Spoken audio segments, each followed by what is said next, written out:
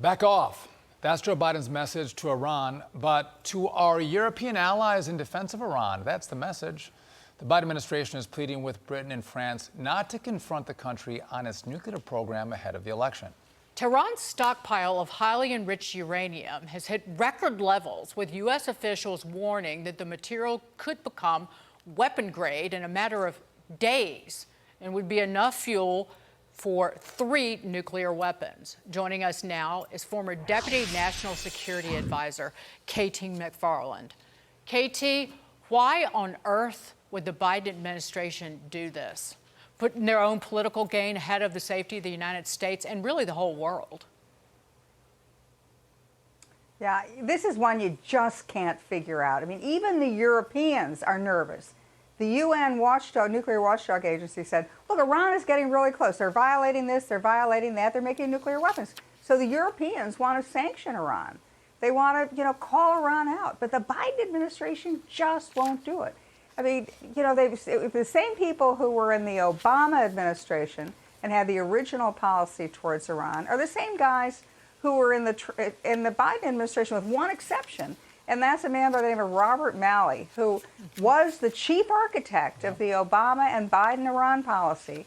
He's now been relieved of his job. He's under investigation for passing secrets to Iran. In other words, for spying for Iran. And yet somehow the Biden administration still insists, no, if we're really nice to Iran, they're going to be really good. They're not going to develop nuclear weapons. It's all going to be fine. When in fact, the Biden administration has enriched Iran to the tune of probably $100 billion by refusing to enforce these sanctions. And Iran is just slapping them around. And it's horrifying to think the security of the United States is going to be threatened now with nuclear weapons in the Middle East because of Biden's inexplicable policy towards Iran. KT, to your point, we have the Biden administration telling the Europeans, hey, listen, we've got this. We got sanctions on Iran. We're making them pay for the enrichment of uranium. And the bottom line is, yeah, you might have sanctions, but you don't enforce the sanctions, to your point.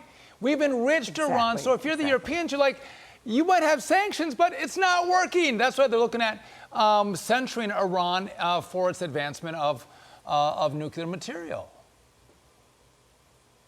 And you got to act fast, because Iran probably is, in fact, if not weeks, probably days away from having nuclear weapons. So again, I don't know what's going on in the heads of the Biden administration, but if you're getting the Europeans to tell you you're too soft on Iran, you know you're in trouble.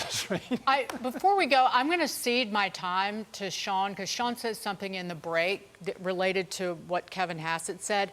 It is about fomenting instability. Well, I'm gonna in the market versus creating foundational stability for their own benefit. But it's not just the markets that Kevin Hassett was talking about. It's this too. But to pick I said we were talking about in the break about what Kevin Hassett said about the Biden administration being less concerned about markets and stability and more about the politics of the election. Your take on that?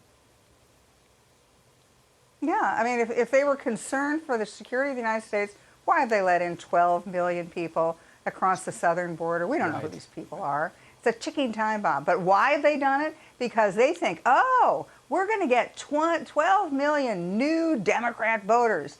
Who cares about the security of the country? But we think we're going to get these 12 million people into the United States, and they're always going to vote for Democrats, and we'll have a permanent majority. Now, to me, that's an insurrection at home. No doubt. KT McFarland, always a pleasure to see you. Thanks for being with us. Thanks, guys.